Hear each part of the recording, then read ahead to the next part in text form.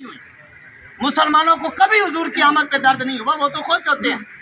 और मदीना शरीफ का आलम आप देख लें, जब सरकार मदीना शरीफ तशरीफ लाते हैं, हुजूर की आमद होती तो मदीने वालों ने जितनी खुशियां की है इतनी किसी ने की ही नहीं है, क्योंकि हुजूर की जो आमद हो गई है। अच्छा, सरकार आए, यहूदियों को बड़ी तकलीफ हुई, उन्होंने अब्दुल्ला बिन सलाम उनका सरदार था, आलिम था, उनसे से कहा कि नहीं, आप जाइए और उनसे कोई सवाल कीजिए, और उनको जवाब नहीं आएगा हम मुसलमानों को तान करेंगे, मौका मिल जाएगा। अब्दुल्ला बिन सलाम गए, कलमा पढ़ के आ गए, मुसलमान होके आ गए। उन्होंने कहा हुआ क्या है, तो अब्दुल्ला बिन सलाम ने जो जवाब दिया, फरमाया जब मैंने उनके चेहरे को देखा तो मेरे दिल ने गवाही दी, इतना सोना चेहरा जो है ये अल्लाह के सच्चे नबी का ही हो सकता है।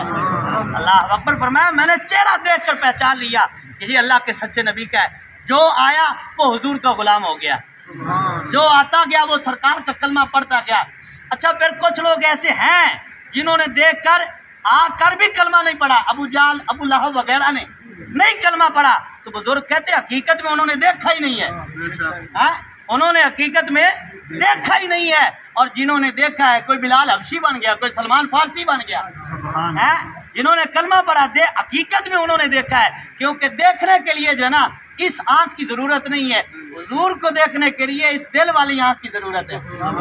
जिन्होंने देखा है वो कहते हैं सरवर कहूँ के माले को मौला कहूँ तुझे, बागे खलील का गुले ज़ेबा कहूँ तुझे, तेरे तो बस ऐबे तनाही से है बरी, हैरान हूँ मेरे शाह मैं क्या क्या कहूँ तुझे, लेकिन रज़ा ने ख़त्म सुखन इस पे कर दिया कि खालिक का बंदा खल्क का आका कहूँ तुझे। अल्लाहु अकबर। तो जिन्होंने देखा है और 14 सदियों के बाद जिन्होंने देखा है वो कहते इस सूरत नू में जान आखा के जाने जहान आखा।